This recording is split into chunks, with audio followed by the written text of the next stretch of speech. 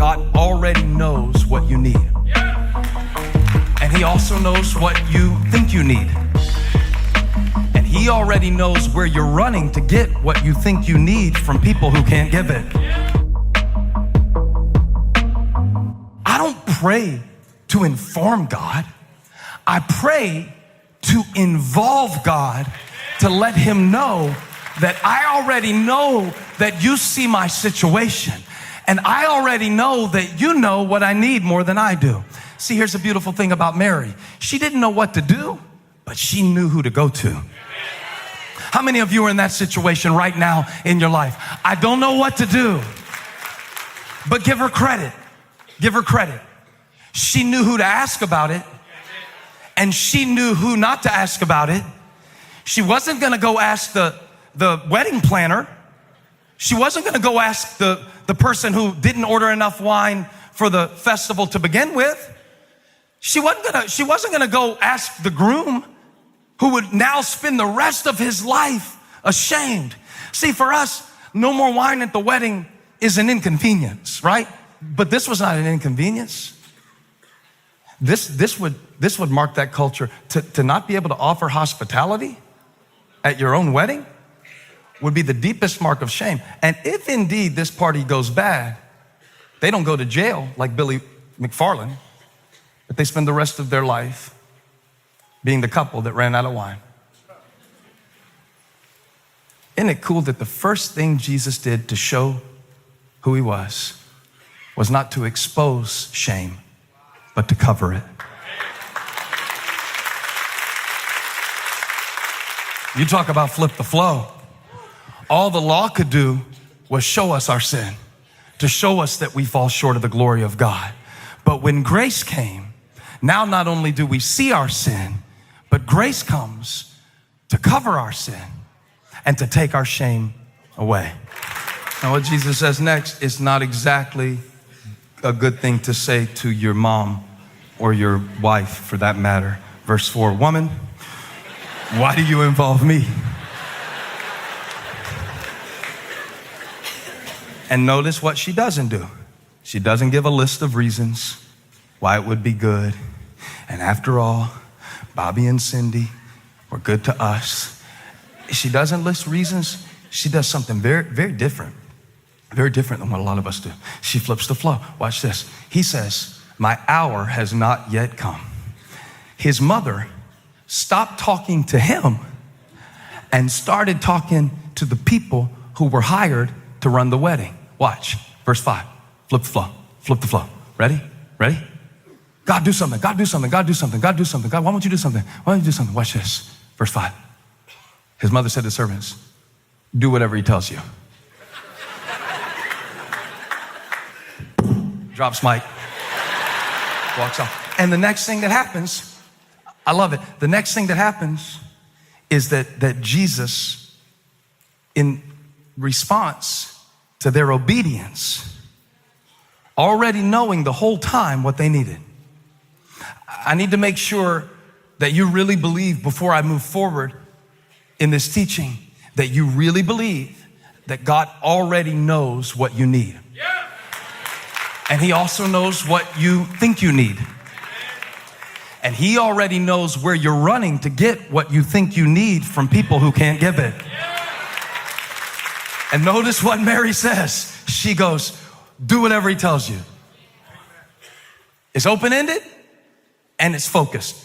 Do whatever he tells you. Remember, she's not running the party. Neither is he. But all of a sudden, she tells the servants, I know you've been running around looking for wine, but it's a long way. Cana is a backwoods town. There's no Whole Foods. You're not getting any. Oh no, there is no wine room at any restaurant in Cana, okay?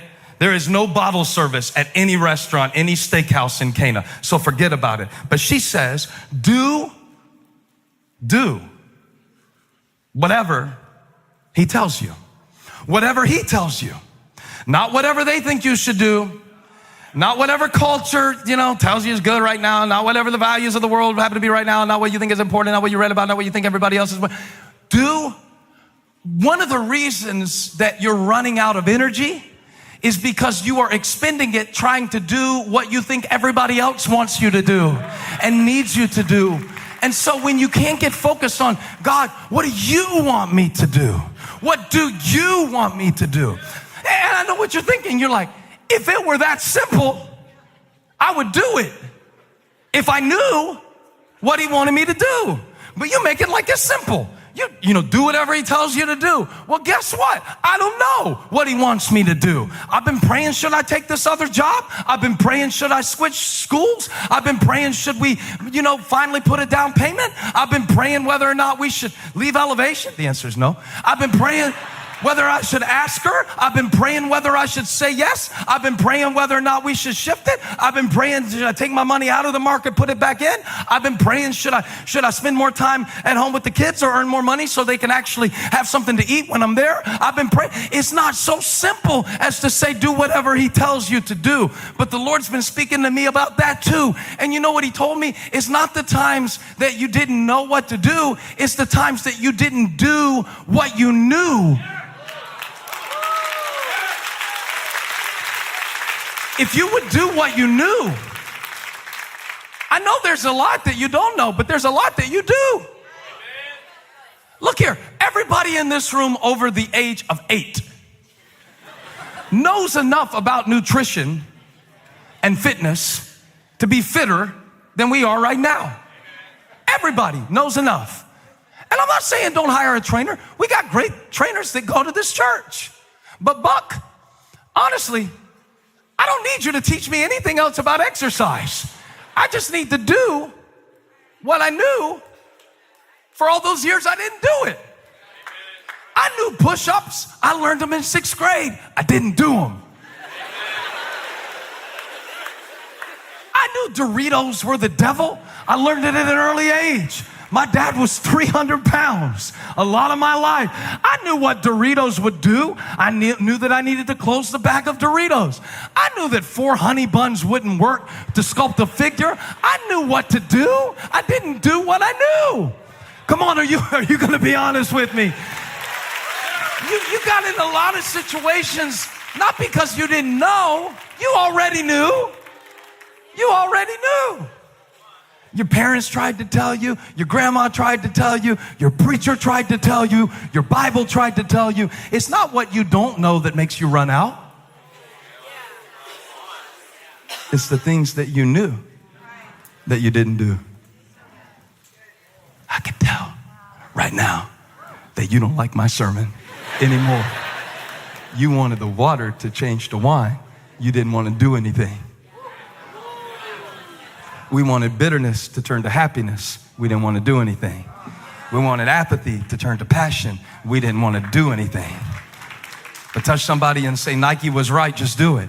And it's true in every realm. I use fitness as an example, but we could use anything. Finances? You don't have to understand a whole lot about finances to do better than most Americans do. It's going to basically come down to, no and yes.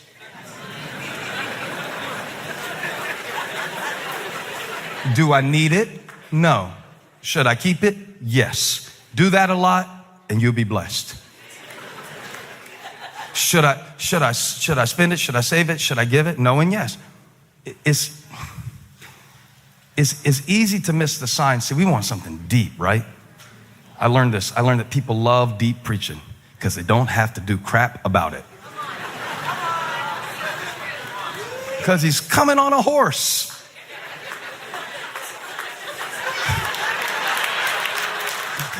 And meanwhile, we're stressed out trying to make car payments, but he's coming on a horse. Not Monday. Not Monday, he's not. I like that MMA preaching, Monday morning application preaching. And I'm here to tell you that the reason we run out a lot of times isn't because we need more. The reason I run out is because I've got 4 meditation apps on my iPhone. 4. I found out they don't calm you down if you don't open them.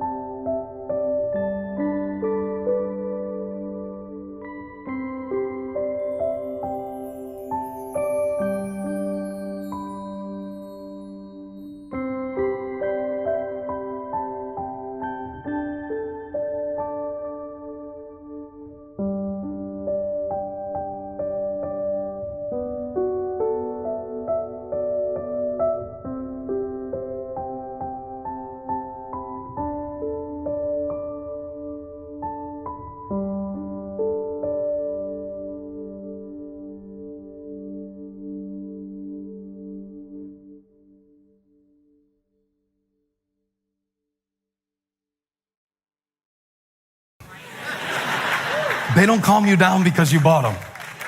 And don't send me any kind of social media on how, meditation is Buddhist. I don't even want to hear it. Watch. Jesus was not reluctant to help. That's not why he said, why do you involve me?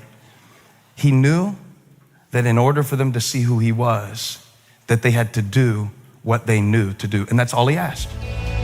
Hey, thank you for watching. Make sure you subscribe to this channel so you don't miss a single video or live stream. And share this video with a friend. And don't forget, you can join me live every Sunday. Thanks again for watching.